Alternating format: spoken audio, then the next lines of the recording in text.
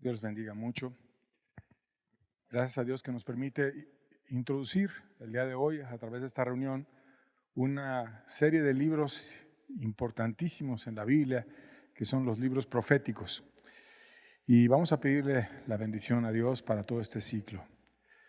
Padre amado, te pedimos que tú nos ayudes, que nos bendigas, que todo este ciclo sea respaldado por tu Espíritu, que tú le hables a cada persona, que nos muestres la importancia de tus profecías, Señor, que podamos aprender de ti, conocerte, que seamos instruidos por ti, Señor, que podamos estar prevenidos para aquello que ha de venir, Señor, y llenos de fe por todas las muestras que nos has dado de tu poder y de tu amor.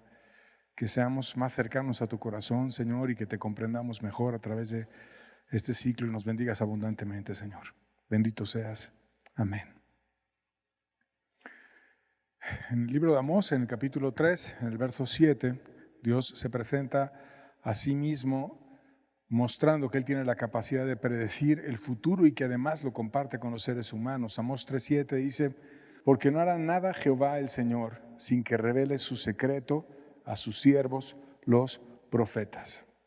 Aquí Dios se presenta como un Dios compartido, como un Dios lleno de poder que puede ver el futuro y que lo advierte antes de que este futuro venga, y lo hace a través de sus siervos. Y esos siervos son los profetas, personas a las cuales Él les comparte lo que va a acontecer. Él toma autoridad del universo entero y empieza a usar esa autoridad para advertirnos de las cuestiones que van a ocurrir. Y precisamente hablando sobre la autoridad, de una anécdota interesante de una mujer turca pobre que fue con el sultán después de que perdió algo de su propiedad que tenía mucho valor. Y él le pedía al sultán que le compensaran por el objeto que había sido robado. El sultán le preguntó: ¿dónde estabas tú cuando fue robado aquel objeto que tanto quieres tú que yo te cubra? Y ella le dijo: los ladrones vinieron cuando yo estaba dormida.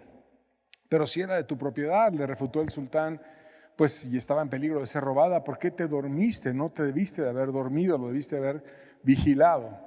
Y él le dijo: yo dormí, Señor, porque creí que tú estabas despierto. Y eso me dio confianza. Y con esa frase el sultán quedó convencido, quedó, por así decirlo, seducido, dado que ella exaltó un principio, y el principio que exaltó es: la autoridad no duerme. Y entonces el sultán le terminó pagando aquel objeto robado porque ella le había dicho que él no debió de haber dormido. Y así como él lo reconoció, que en su autoridad debe de estar siempre velando por sus súbditos, Dios nunca duerme. Dios nunca duerme en el tiempo presente, y Dios no solamente no duerme en el tiempo presente, sino que sabe lo que va a ocurrir más adelante y nos lo avisa a nosotros. Él está en todo lugar y está en todo tiempo y nos comparte, nos cuida, nos ama en el tiempo presente, y también nos comparte lo que va a ocurrir en el tiempo futuro, de tal manera que todos los tiempos están delante de Él. Y esa forma en la que Dios ejerce su autoridad compartiendo el futuro lo hace a través de los profetas, y también a través de ellos comparte su corazón.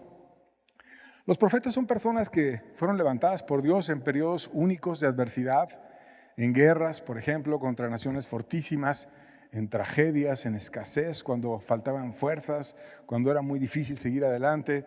Dios levantó profetas que animaron al pueblo entero, que hablaron al corazón, que corrigieron el alma humana, que ayudaron para que fueran tratadas naciones enteras. Fueron ellos el consuelo de Dios, ya que en ocasiones hubo mucha apostasía y muchas personas que se apartaban masivamente de Dios, y hubo algunos que fueron fieles, que fueron consagrados, que se mantuvieron cerca del corazón de Dios, y que Dios los usó para dar predicciones a los que se habían apartado, para demostrarles que Él estaba con ellos, y también para redarguirles y avisarles y amarles y mostrarles el camino de regreso. Los profetas son importantes porque nos arrojan mucha luz sobre cómo atender los peores problemas. Podemos salir triunfantes en muchas adversidades cuando vemos sus vidas, porque ellos salieron triunfantes de grandes adversidades. También son importantes porque nos ayudan a descubrir a Cristo.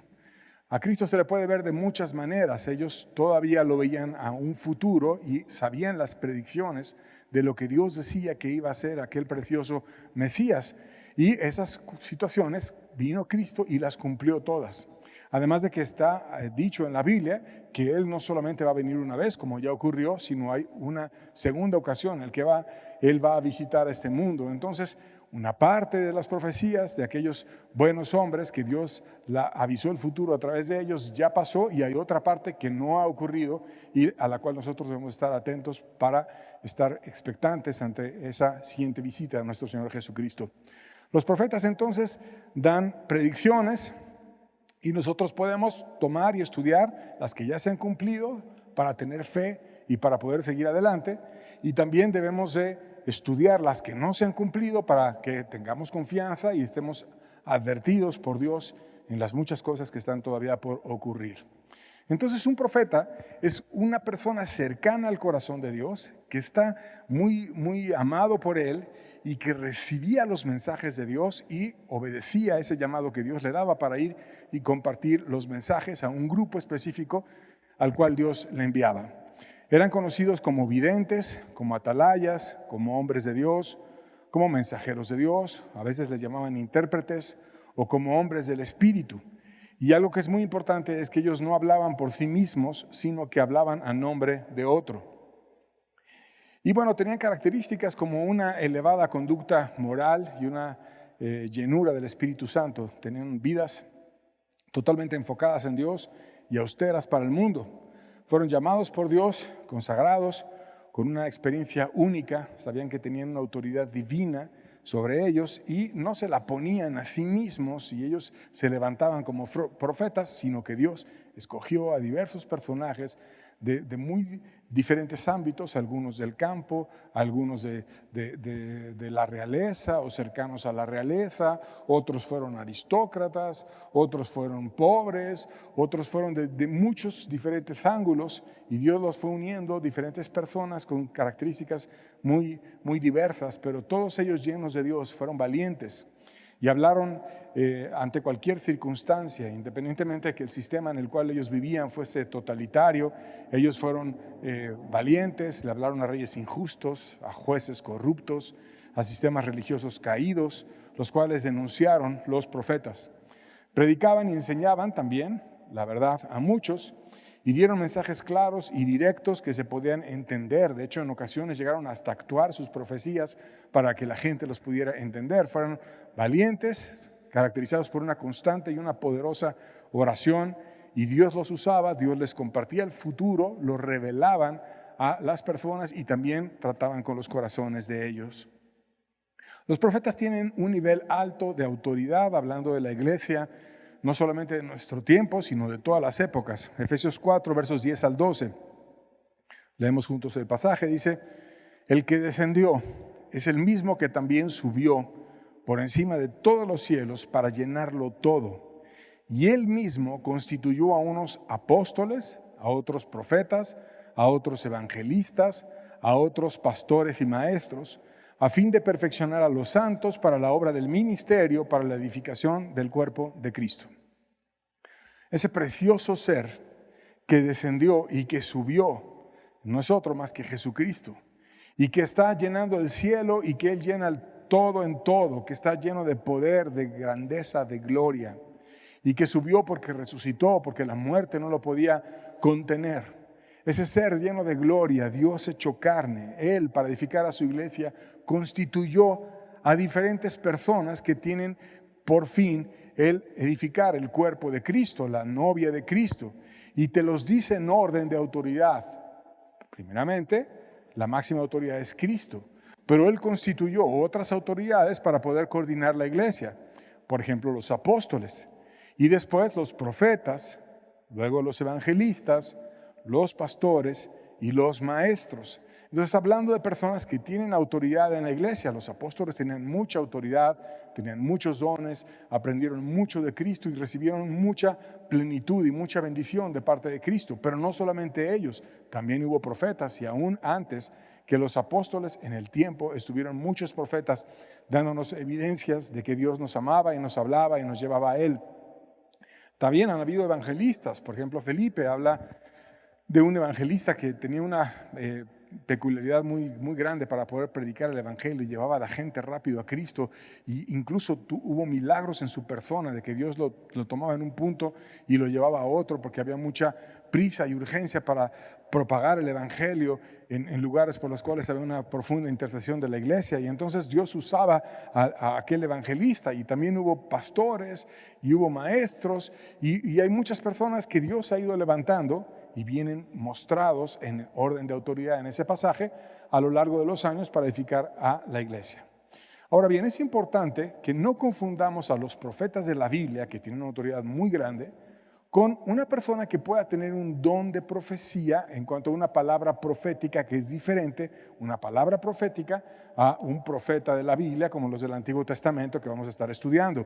Romanos 12:3, versos 6 al 8 también, lo leemos juntos. Dice el verso 3: digo pues, por la gracia que me es dada, a cada cual que está entre vosotros, que no tenga más alto concepto de sí que el que debe tener, sino que piense de sí con cordura, conforme a la medida de fe que Dios repartió a cada uno. Y luego versos 6 al 8 dice: de manera que teniendo diferentes dones, según la gracia que nos es dada, si el de profecía, úsese conforme a la medida de fe, o si el de servicio, en servir, o el que enseña en la enseñanza, o el que exhorta en la exhortación, o el que reparte con liberalidad, o el que preside con solicitud, y el que hace misericordia con alegría. Entonces aquí Dios nos está dando un grupo de dones que son llamados como dones de servicio, que se dan en la iglesia para ayudarnos unos a otros y servirnos unos a otros. Y dice que hay un don de profecía que debe ser usado en base a la medida de fe, y también hay un don de servicio para servir, de enseñanza, en enseñar, de exhortar, en la exhortación, el que reparte con liberalidad, etc. Pero dentro de estos dones que puede haber en la iglesia, también hay un don de profecía, que es una palabra profética que un hermano le pueda dar a otro. Por ejemplo, que esté orando por él y que Dios le ponga una certeza de que aquella persona va a tener un periodo de aflicción, pero que Dios lo va a llevar a una bendición y a un triunfo. Y entonces viene y se lo da, y de verdad esa palabra que es como un bálsamo para el otro, porque lo recibe y dice: sí, es cierto, iba a venir un periodo de aflicción y Dios me lo habló a través de tal hermano y ocurrió, y voy a permanecer fiel porque después va a venir un periodo de triunfo y Dios me trajo también ese triunfo. O sea, Dios nos advierte en cuestiones personales a través de aquellos que puedan llegar a tener una palabra profética. Y esa profecía que se puede dar en un servicio de unos con otros, de aquellos que tengan una medida de fe para darla, y el don que Dios les hubiera dado, es muy diferente a las profecías que dieron los profetas, donde hablaron predicciones miles de años en ocasiones antes de que ocurriesen, y para naciones enteras y grupos, a veces no una nación, sino muchas naciones que estuvieron involucradas, o incluso toda la tierra. En profecías que estaban advertidas. Es muy diferente un nivel de un profeta de ese tipo a una palabra profética que le dice un hermano a otro. Es como cuando alguien da una enseñanza, una celulita en su casa, y empieza a compartir el evangelio y empieza a presidir y a predicar y a exhortar y a amar a otros, y les comparte el evangelio. Pero no es lo mismo una persona que haga eso por ejemplo, un apóstol que dio grandes enseñanzas como las que dio Pablo, como las que dio Pedro, etc. Entonces hay una similitud en cuanto a compartir el evangelio, pero una diferencia en dones. Y es muy importante que no nos confundamos y que una persona que llegue a dar una palabra profética lleguemos a pensar que esa palabra profética es como el poder que tenían los profetas del Antiguo Testamento. Los apóstoles describieron la palabra profética como algo seguro y enviado por Dios. Las que están escritas en la Biblia, evidentemente. Segunda de Pedro 1, versos 19 al 21, dice: tenemos también la palabra profética más segura, a la cual hacéis bien en estar atentos como una antorcha que alumbra en lugar oscuro, hasta que el día esclarezca y el lucero de la mañana salga en vuestros corazones, entendiendo primero esto, que ninguna profecía de la Escritura es de interpretación privada, porque nunca la profecía fue traída por voluntad humana, sino que los santos hombres de Dios hablaron siendo inspirados por el Espíritu Santo. De tal manera que aquí nos está diciendo que Dios fue el que mandó esas palabras proféticas y que hacemos muy bien en estar atendiéndolas, en estarlas leyendo, en estar viviendo en un mundo que a veces es oscuro, que a veces tiene tinieblas, que a veces es difícil, pero que debemos estar atentos a esas palabras que Dios nos dejó y que vamos a estar estudiando juntos y que a través de ellas podemos estar bien alumbrados como con una antorcha que nos puede potentemente dar luz para en medio de un lugar oscuro poder saber cómo conducirnos. Entonces son muy importantes las palabras que Dios dejó a través de esos profetas. El énfasis del profeta no era como el del sacerdote, que eran hacer ceremonias y que las ceremonias tenían significados diversos, como para cubrir el pecado, para lavar el corazón, para pensar en el futuro, digamos en la fiesta de los tabernáculos, ese tipo de situaciones que hacían los sacerdotes. Los profetas no eran así, no eran en ceremonias, sino en la conducta era su énfasis, en la consagración, en la entrega a Dios, en la rectificación del corazón para terminar siendo amantes de Dios. Tenía un énfasis no en formas como fariseo o en la apariencia, sino en el corazón, en que el corazón fuese convertido a Dios. Y hay muchos ejemplos de profetas que se han dado a lo largo de todas las épocas. No vamos a mostrar todos, sino simplemente algunos en una tabla que la vamos a estar aquí presentando. En donde viene en esa tabla varias columnas, viene el tipo de profeta, según la época en la cual él estuvo ministrando, el nombre del profeta, el periodo, el año en el cual estuvo y el lugar en el que predicó. Entonces, hablando de los profetas primitivos, algunos, no todos, Moisés, él predicó en Egipto y en el desierto. Samuel le predicó a Israel, al igual que Elías y Eliseo. Y Joel y Jonás predicaron en Jerusalén y en Nínive también, en el caso de Jonás. En la octava centuria están Amós, Oseas, Isaías y Miqueas, que predicaron en Israel y en Judá. Y cuando hablamos de Judá había mucho énfasis en Jerusalén, en la capital. En la séptima centuria destacan Sofonías, Jeremías, Nahum y Habacuc, que estuvieron predicando en Judá y en Jerusalén. En el caso de Nahum, él predicó también a Nínive y Habacuc también en Judá. En la época del exilio, estamos mostrando como ejemplo a Ezequiel y Abdías, que ellos hablaron proféticamente en situaciones que iban a ocurrir a Babilonia, también a Edom, a Judá. Y de hecho hay otras profecías a otros lugares, solamente estamos dando algunas referencias de los lugares que ellos citaron. Y también en la etapa de la restauración, cuando eran llamados de nuevo a construir el templo y demás, estaban Ageo, Zacarías y Malaquías, que estuvieron dando palabras para Jerusalén. Y bueno, sería difícil listar todos porque hay otros no mencionados en este cuadro. Por ejemplo, David, que fue rey, pero también fue usado para dar palabras proféticas, o Daniel, que tiene palabras proféticas extremadamente precisas. Y también hay mujeres a las cuales Dios les dio palabras proféticas, como Débora, como Hulda y como Ana, y también Dios las menciona en la Biblia. Y bueno, dando de manera introductoria, que es el propósito de esta primera enseñanza, algunas palabras de estos profetas o de algunos. Empezaremos con Moisés, que fue un niño de una comunidad de esclavos que llegó a conocer a Dios como ningún otro. Deuteronomio 34, verso 10 dice: y nunca más se levantó profeta en Israel como Moisés, a quien haya conocido Jehová cara a cara. Dios le habló cara a cara, tuvo compañía con él, fue profeta para otros, habló de parte de Dios, dijo predicciones que además ocurrieron, y Dios lo usó grandemente para ser libertador de su pueblo y también legislador. Pero una parte de Moisés, en la cual haremos énfasis en estas enseñanzas, es la parte profética de Moisés.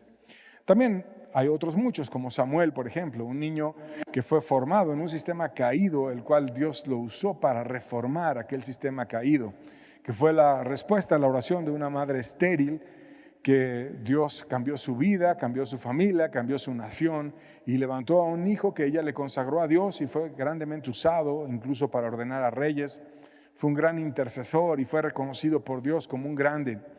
Y vamos a ver un ejemplo de cómo Dios consideraba a este Samuel. En Jeremías 15, verso 1, la primera parte dice: me dijo Jehová, si Moisés y Samuel se pusieran delante de mí, no estaría mi voluntad con este pueblo. Me dijo Jehová, si Moisés y Samuel se pusieran delante de mí, no estará mi voluntad con este pueblo. O sea, Dios le estaba mostrando a Jeremías lo perdido que estaba la nación en su época. Y le dice, mira, está tan mal que Moisés, que algún día intercedió por una nación que estaba muy perdida, yo estuve a punto de dejarla y no la dejé porque atendí la intercesión.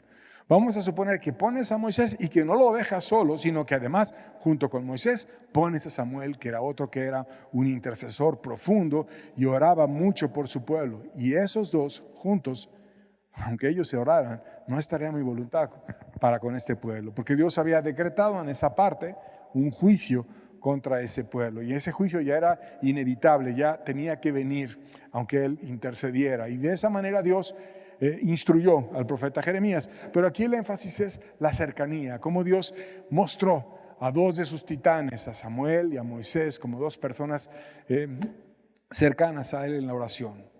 Y hay otros muchos, por ejemplo Elías, quien es el profeta que tiene mayor preeminencia desde mi punto de vista, consagrado como pocos. Cuando él pensaba que era el único, él decidió consagrarse a Dios, aunque Dios luego le mostró que había otros miles que no habían doblado su rodilla ante el paganismo y ante la idolatría. Pero él llegó a pensar en un momento que era el único que quedaba y fue tan valiente que se levantó en contra de un sistema corrupto y caído con una reina perversa, Jezabel, que manipulaba a su esposo Acab como marioneta y a los generales del ejército a su antojo y que traía ídolos paganos y desviaba todo el corazón de la nación entera. Y él solo fue a enfrentar a todos aquellos profetas. Fue un intercesor ferviente que aún sus oraciones se destacan en el Nuevo Testamento. Tenía una personalidad impresionante. Y aún Dios decidió llevárselo vivo al cielo, como diciendo, me lo voy a llevar y lo voy a guardar porque después lo voy a usar de nuevo. Y muchos piensan que Él va a venir también, proféticamente hablando, en el Apocalipsis, siendo uno de los dos testigos. Y bueno, más adelante veremos ese tema. También hay otros como Juan, que era apóstol y era profeta. Y era profeta porque él habló de la parte final de las revelaciones antes de que lleguemos al estado eterno. Él habló de cómo iba a ser el anticristo, habló del juicio de las naciones, habló del milenio, habló del juicio final, del cielo, del infierno, del estado eterno. Y con Juan, que además de ser apóstol era profeta, se completó la revelación de tal manera que ya tenemos el panorama claro donde Dios ha advertido de lo que va a acontecer hasta el estado final eterno. En el cielo y en el infierno está todo digerido en la Biblia. Y bueno, vamos a estar estudiando en esta sección de la cual estamos haciendo la introducción dos tipos de profetas que normalmente así se les cataloga, que son los profetas mayores y los profetas menores. Hay una imagen que muestra los libros que vamos a estar haciendo énfasis, no van a ser los únicos, pero vamos a hacer énfasis en estos libros. En la primera parte son los profetas mayores, que son 4, Isaías, Jeremías, que tiene 2 libros, que es Jeremías y Lamentaciones, las Lamentaciones de Jeremías. Entonces esos 2 son del mismo profeta. El tercero es Ezequiel y el cuarto es Daniel. Ellos son conocidos como profetas mayores. No quiere decir que los otros sean menores o más pequeños en estatura o no hayan dicho verdades de Dios. Quiere decir que son mayores porque tienen profecías que son más extensas. El ser mayores se refiere a que son personas que Dios usó en profecías más largas, que están descritas en la Biblia abundantemente y que son muy importantes. Y luego vienen los profetas menores, que son profetas que eran de Dios, eran enviados por Dios, y son 12, pero no tuvieron tanta extensión sus profecías como la extensión que tuvieron los profetas mayores. Y los menores son Oseas, Joel, Amós, Abdías, Jonás, Miqueas, Nahum, Habacuc, Sofonías, Ageo, Zacarías y Malaquías. De tal manera que entonces hay 4 profetas mayores, como en una visión que se escribe también en la Biblia, se ve 4 seres que están cerca de la presencia de Dios, 4 seres vivientes en el acceso a Dios, que también Dios cuando se revela en el Nuevo Testamento lo hace a través de 4 evangelios, interesante. Y desde la perspectiva física hay 4 fuerzas fundamentales también. Dios se revela a través de la creación, que son la gravedad, el electromagnetismo, la fuerza nuclear débil y la fuerza nuclear fuerte. Y entonces Dios muestra como que la huella de cómo es Él en todo lo que Él hace. Y también hay 12 profetas menores que tienen equivalentes en la Biblia, porque había 12 tribus de Israel, hubo 12 jueces que también los estudiamos juntos, y también evidentemente los 12 apóstoles del Cordero que hacen un recordatorio, ese número 12 de los 12 profetas menores. Y vamos a ver algunos comentarios breves sobre algunos de los profetas. Por ejemplo, Amós. Él fue surgido del desierto de Judá con mensajes incendiarios para el pueblo de Israel, que recuerda que ya estaban en 2 naciones separadas, y en especial él habló cuando la sociedad estaba en una bancarrota completa. Había una prosperidad con mansiones señoriales, casas de verano, palacios, riquezas, obras de marfil, estabilidad. Pero en realidad, dentro de toda esa riqueza, no la aprovechaban para el bien, sino la sociedad estaba en ruinas, jueces caídos y juzgando a conveniencia, gobernantes que se prostituyeron y no veían por lo justo, ricos que tenían fortunas en base a la opresión. Y Dios le hizo un llamado a este profeta, y no era miembro de un grupo profético ni de una escuela teológica, sino es alguien llamado como Dios quiso y a la manera de Dios, y así lo levantó. Amós 7, versos 14 al 15 dice: entonces respondió Amós y dijo a Amasías: no soy profeta, ni soy hijo de profeta, sino que soy boyero y recojo higos silvestres. Y Jehová me tomó de detrás del ganado y me dijo: ve y profetiza a mi pueblo Israel. Era un hombre sencillo, humilde, simple, boyero, o sea, un conductor de bueyes en el campo, que recogía higos silvestres. Y ese hombre del campo, Dios lo levantó y lo llevó lleno de poder y de fuerza a oponerse a un sistema religioso caído, a un sistema lleno de ricos arrogantes. Él fue un campeón en la defensa de las causas de los pobres y salió del desierto y ayudó a entender el corazón de Dios como pocos. Hablando de otro profeta, de Abdías, él hizo énfasis en la justicia retributiva de Dios para con todas las naciones. Le dio profecías dedicadas de parte de Dios a Edom, no a Israel o a Judá, sino sobre todo a Edom, y aunque es el más pequeño de los libros del Antiguo Testamento, tiene verdades profundas. Nahum, que también es pequeño, pero que nos enseña cuestiones muy importantes, nos muestra que la venganza ha de ser ejercida no por los hombres, sino que solamente le corresponde a Dios. Y cuando Dios desea hacer justicia, es segura esa justicia y es inevitable. Habacuc es otro libro interesante, nos enseña que Dios nunca deja sin respuesta a quien sinceramente le interroga.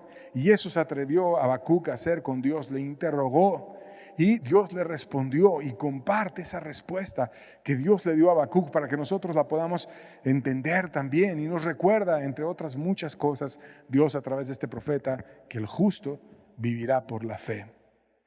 Sofonías, otro personaje interesante, un aristócrata que defendió a los humildes, nos deja ver una mezcla entre la ternura y la severidad a través de su libro, que es inigualable.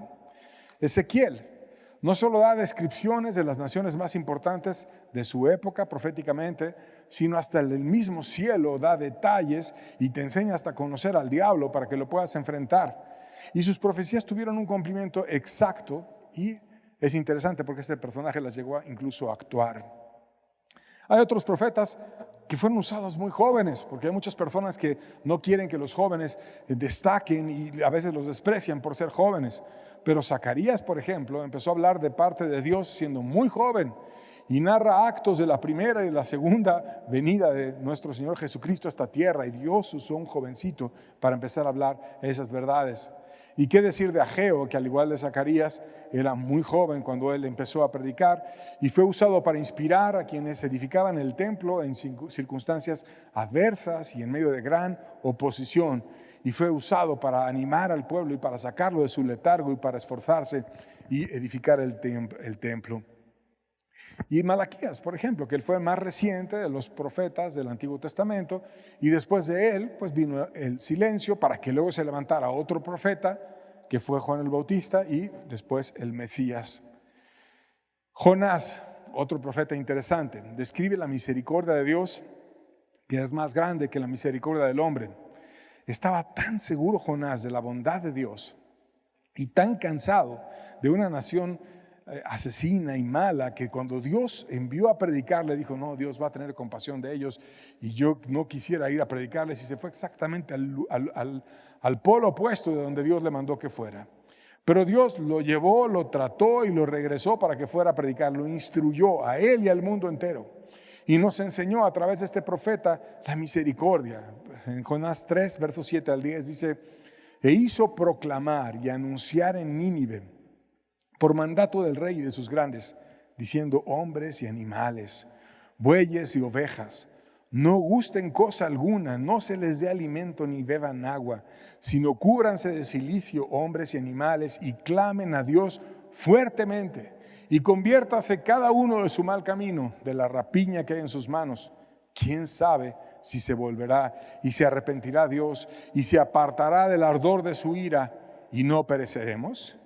Y vio Dios lo que hicieron, que se convirtieron de su mal camino y se arrepintió del mal que había dicho que les haría y no lo hizo. Aquí nos está hablando de una conversión de personas muy impías, muy perversas, que pusieron a ayunar hasta los animales, y todos ellos se afligieron y clamaron a Dios fuertemente y se convirtieron y se arrepintieron. Y de esa manera alejaron la profecía que decía que ellos iban a ser destruidos. Otro profeta interesante, Oseas. Él fue un campeón del amor, literalmente, en muchas adversidades que tuvo, también personales, y ninguna de las dificultades pudieron eclipsar el amor de este profeta. Los sacerdotes habían fallado en arreglar a una sociedad que estaba esmerada en un estilo de vida decadente. Y él habló de una búsqueda espiritual que tenía su pueblo basada en el interés. Oseas 2, versos 5 y verso 8 dice, porque su madre se prostituyó, la que los dio a luz se deshonró, porque dijo, iré tras mis amantes que me dan mi pan y mi agua, mi lana y mi lino, mi aceite y mi bebida. Verso 8.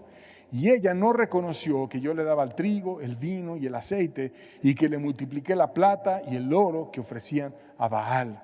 O sea, fueron tras dioses paganos, usando lo mismo que Dios les daba, y dejaron a Dios de una manera deshonrosa, como si fuera una pareja que deja a su esposo y va y ejerce una vida desenfrenada y demás. Y entonces Dios lo describe de una manera magistral a través de este profeta. Y por ese estilo interesado que dejaron de buscar a Dios y el conocimiento de Dios que da la vida, Dios también los apuntó a través de Oseas. Oseas 4:6 dice, mi pueblo fue destruido porque le faltó conocimiento. Por cuanto desechaste el conocimiento, yo te echaré del sacerdocio, y porque te olvidaste de la ley de tu Dios, también yo me olvidaré de tus hijos. O sea, Dios dejó de tener misericordia de familias enteras porque ellos abandonaron a Dios, dejaron de estudiar su palabra, dejaron de aprender las verdades que estaban disponibles, por ejemplo, a través de Oseas y de otros predicadores, pero no querían oír la verdad, querían ir mejor a cuestiones cómodas, a verdades que no los incomodaran, y Dios dijo, no, entonces yo te voy a remover a ti y hasta de tus hijos me voy a olvidar, porque ¿cómo va a instruir Dios a los hijos si los padres lo abandonan? Y este profeta Oseas vivió un dilema personal con una mujer infiel, su esposa, que le ayudó en medio de su tragedia a entender el corazón de Dios. Y algunos consideran su libro como una sucesión, no de sucesos cronológicos uno tras de otro, valga la redundancia, sino como una sucesión de sollozos, por lo que había padecido él, por entender el corazón de Dios, que padecía por su pueblo, que había violado sus votos matrimoniales para con Dios. Y él define el arrepentimiento con mucha claridad, no solamente como algo dejar de actos de maldad, sino como volverse a un Dios amoroso que te procura en tu bien y que tiene un amor infinito y que te puede restaurar. Habla una restauración especial, Oseas, que me gusta mucho, Oseas 6, versos 1 y 3, vamos a verla. Dice, venid y volvamos a Jehová, porque Él arrebató y nos curará, hirió y nos vendará. Y conoceremos y proseguiremos en conocer a Jehová, como el alba está dispuesta a su salida y vendrá a nosotros como la lluvia tardía y temprana a la tierra. Qué preciosa forma en la cual Él muestra cómo actúa Dios. Viene, juzga y después sana y venda la herida y lo puedes conocer y se presenta como la mañana y podemos estar cercanos a Él y Él vuelve a enviar lluvia para que tengamos fruto, a veces la temprana y a veces la tardía también. Si en una parte final de nuestra vida estamos volviéndonos a Dios, todavía hay una lluvia tardía para ti, que Dios puede venir y darte fruto cuando tú crees que ya no va a haber más fruto. Miqueas, él fue un campeón de la defensa de los pobres. Él predicó junto a Isaías en el sur, mientras Amós y Oseas lo hacían en el norte. Describe su libro con mucha dignidad el papel del profeta, y a pesar de que otros lo desechaban, Dios lo tenía en un lugar muy claro y Él lo dignificó y lo presentó en su libro. Y Miqueas habló de una pequeña aldea que habría de ser aquella en la cual vendría a nacer el Mesías. Miqueas 5, verso 2 dice: pero tú, Belén, Efrata, pequeña para estar entre las familias de Judá, de ti me saldrá el que será Señor en Israel, y sus salidas son desde el principio, desde los días de la eternidad. Aquel que es precioso, poderoso, aquel que es eterno y que siempre ha estado en esta tierra, iba a venir e iba a nacer, haciéndose hombre y iniciando como todo ser humano desde ser un bebé en Belén, una pequeña aldea de Judá.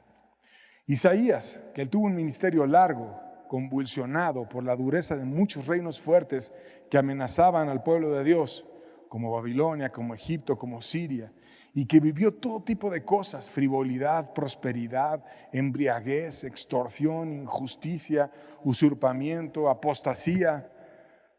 Él vio cómo Israel había fracasado como nación en su llamado, y en vez de ser la luz del mundo, la tierra prometida estaba siendo usada para sacrificar a sus hijos a ídolos paganos. Y habló poderosamente a esa nación para que pudiera rectificar. Tenía una personalidad magnética, sensible, espiritual, poética, educada. Fue consejero de reyes y tuvo palabras para todas las clases sociales, con mensajes para muchas épocas. Una persona lleno de sabiduría y de valor, que no tiene paralelo entre los profetas, que dio su vida para servir a Dios con profundas convicciones, que tenía una claridad muy honda sobre el pecado, sobre la restauración, que exhortó a reyes, que no se acobardó ante nadie, que predicó la solución al mundo y la esperanza a su pueblo, y que está lleno de referencias al Mesías. Por ejemplo, aclaró sobre él antes de nacer. Isaías 7:14 dice: por tanto, el Señor mismo os dará señal. He aquí, la Virgen concebirá y dará a luz un hijo y llamará su nombre Emmanuel. Emmanuel quiere decir Dios con nosotros. Dios va a venir a este mundo y va a venir para demostrar que no viene de otro ser humano, sino que nace como todo ser humano de una mujer, pero no de un hombre, porque es hijo de Dios. Y por lo tanto va a venir de una virgen, y esa señal fue dada. Y la Virgen concibió y dio a un hijo que se llama Emmanuel, Dios con nosotros. Y el día de hoy Cristo es reconocido como Dios hecho carne, Dios con nosotros. Y nos dijo cómo iba a ser desde niño. Isaías 9, versos 6 y 7, la primera parte, dice: porque niño nos es nacido, hijo nos es dado, y el principado sobre su hombro, y será llamado su nombre admirable, consejero, Dios fuerte, Padre eterno, príncipe de paz. Lo dilatado de su imperio y la paz no tendrán límite. Ese niño precioso, ese hijito, ese que iba a nacer en la aldea de Belén, ese pequeño, pero no es cualquier cosa, va a ser un príncipe, el principal, el primero, el que es admirable, que es consejero, que es Dios fuerte, que es eterno, que te va a llenar de paz y que va a tener un imperio que no va a poder ser destruido nunca, y que va a tener una paz que no va a tener límite. A donde tú vayas vas a estar lleno de paz si vas a seguir a ese precioso niño que fue nacido. Como aquel que sería la luz para el mundo entero, presentó a Cristo también. Isaías 9, la primera parte, y versos 2 al 3, dice: mas no habrá para siempre oscuridad para la que está en angustia. El pueblo que andaba en tinieblas vio gran luz, y los que moraban en tierra de sombra de muerte, luz resplandeció sobre ellos. multiplicaste la gente, aumentaste la alegría, se alegrarán delante de ti como se alegran en la siega. Mira lo que Él hace, va a juntar a la gente, va a llenarlos de alegría y va a hacer tal alegría como cuando estás cosechando y teniendo gran bendición, así Él va a traer alegría y va a traer llenura y abundancia a los corazones que vengan y le busquen. Y a todo ser humano invita para que seamos salvos. Isaías 45, versos 21 al 22 dice: proclamad y hacedlos acercarse y entren todos en consulta. ¿Quién hizo oír esto desde el principio y lo tiene dicho desde entonces? Sino yo, Jehová. No hay más Dios que yo, Dios justo y salvador, ninguno otro fuera de mí. Mirad a mí y sed salvos todos los términos de la tierra, porque yo soy Dios y no hay más. Te apunta que solamente hay un Salvador, solamente hay un Dios, que Él es el que nos salva, que no es el grupo, que no es el pastor, que no es el lugar, que no son las formas, que no son los ritos, que no son las campañas, que hay uno solo que es Salvador. Y dice que lo veamos a Él y que no hay otro fuera de Él. Dice: mirad a mí y sed salvos todos los términos de la tierra. Y muchos nunca encuentran la salvación porque nunca ven a Dios, porque están mirando a ver qué me dice el hombre, a ver qué me dice este, a ver qué me dice lo otro. Pero ¿por qué no dejas de ver a fulano y a sutano y te pones a ver aquel que te dijo: mirad a mí y sed salvos todos los términos de la tierra? No importa de qué país, no importa de qué raza, no importa de qué nación o tribu, todo ser humano tiene una oportunidad en aquel precioso Salvador. Y no solo es la luz, sino que nos guiará a lo largo de nuestra caminata una vez que nos salva. Isaías 40, versos 10 al 11 dice: he aquí que Jehová el Señor vendrá con poder y su brazo señoreará. He aquí que su recompensa viene con él y su paga delante de su rostro. Como pastor apacentará su rebaño, en su brazo llevará los corderos y en su seno los llevará y pastoreará suavemente a las recién paridas. Por eso es un Padre eterno, por eso es bueno, por eso es precioso, porque es un buen pastor, porque da su vida por las ovejas, porque no se va corriendo cuando hay problemas y deja todo hecho un caos, sino que Él viene, da la vida, se acerca, ama al rebaño, se queda con Él, lo cuida, lo ama y está hasta hacerlos fuertes y hacerlos crecer. Y ese precioso Salvador no solamente tiene esperanza para esta vida, sino también para la siguiente. Isaías 25, versos 8 al 9 dice: destruirá la muerte para siempre y enjugará Jehová el Señor toda lágrima de todos los rostros y quitará la afrenta de su pueblo de toda la tierra, porque Jehová lo ha dicho. Y se dirá en aquel día: he aquí, este es nuestro Dios, le hemos esperado y nos salvará. Este es Jehová a quien hemos esperado, nos gozaremos y nos alegraremos en su salvación. Este es el precioso Salvador. Va a vencer a la muerte para siempre. Va a quitar toda lágrima. Nunca más va a haber lágrimas en el cielo. Va a quitar toda afrenta. Nos va a ayudar, nos va a amar. Y si lo esperamos a Él, Él nos va a llenar de gozo y alegría y nos va a salvar por siempre. Y, por ejemplo, Daniel, ya no Isaías. Él fue un hombre bueno, un joven admirable y se consagró a Dios hasta que fue anciano. Se hizo consagrado, influyente, con reyes, tuvo amigos piadosos y valientes en extremo, era un buen trabajador, era espiritual, que no quiso dejar de orar y de buscar a Dios aún en la más grande oposición. Y Dios lo usó para salvar a un rey soberbio, al rey más poderoso del mundo en su época, el cual fue evangelizado por el mismo Daniel. Y mira el testimonio que da ese rey soberbio cuando encontró a Dios. Daniel 4, versos 34 al 35 dice: mas al fin del tiempo, yo, Nabucodonosor, alcé mis ojos al cielo, y mi razón me fue devuelta, y bendije al Altísimo, y alabé y glorifiqué al que vive para siempre, cuyo dominio es sempiterno, y su reino para todas las edades. Todos los habitantes de la tierra son considerados como nada, y Él hace según su voluntad en el ejército del cielo y en los habitantes de la tierra, y no hay quien detenga su mano y le diga: ¿qué haces? Dios es soberano, Dios es poderoso, Dios está lleno de gloria.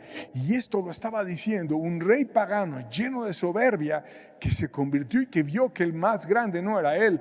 El más grande es aquel que vive por los siglos de los siglos, y nos terminó dando exaltaciones a Dios que nos hacen meditar en su grandeza por siempre.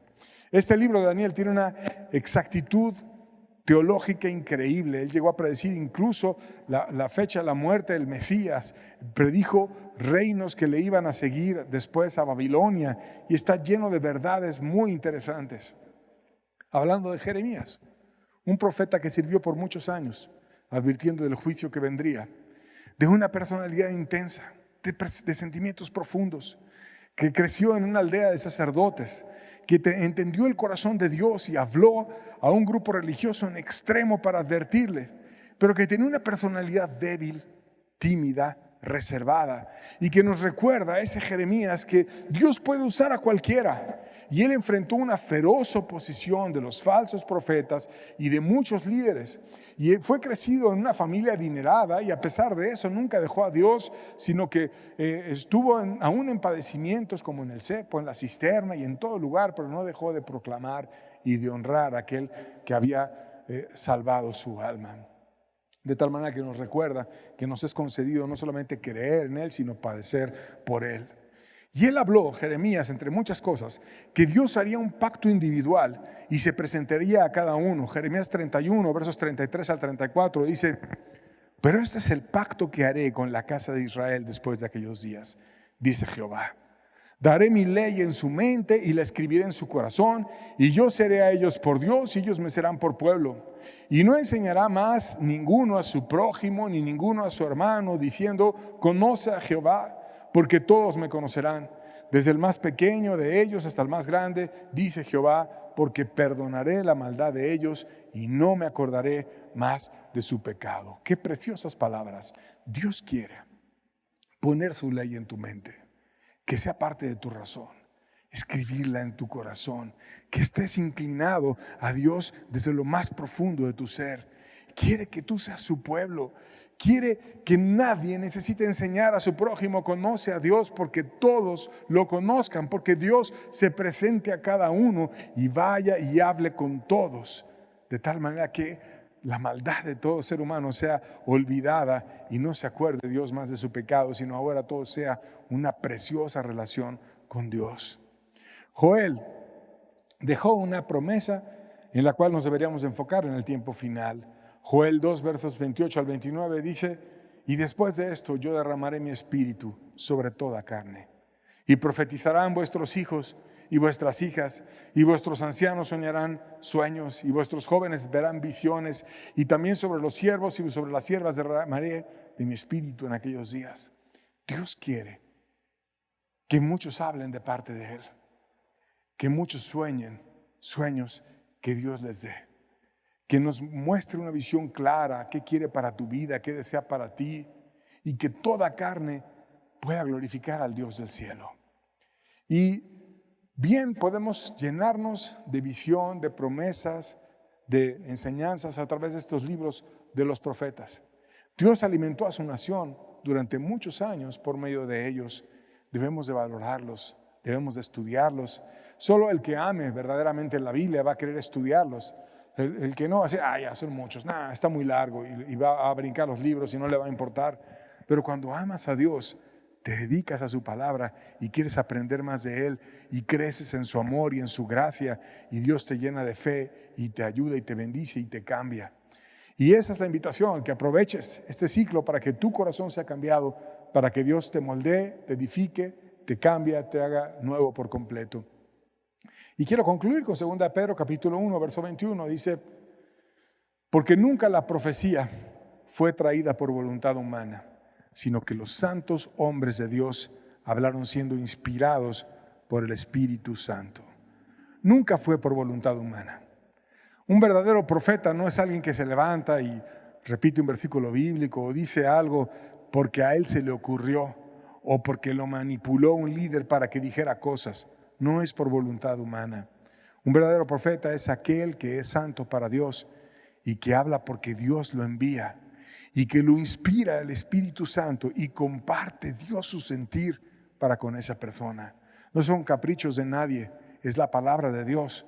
Y como Dios lo habló, respetando siempre el estilo personal de cada uno, porque Dios nos hizo a todos de manera diferente, pero Dios, como lo habló a través de Amós, de Oseas, de Jeremías, de Isaías, al mundo entero, debemos de tomarlo, no como las palabras de Sutano o Mengano, sino como las palabras de Dios que usó un vaso para bendecirnos a nosotros.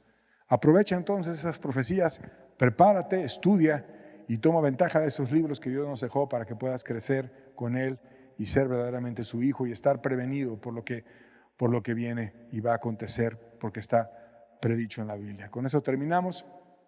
Dios les bendiga a todos. Oremos y busquemos que Dios cambie nuestros corazones también a través de este ciclo de los profetas. Nos vemos aquí la siguiente semana para ver el primer tema después de la introducción. Que tengan buena tarde.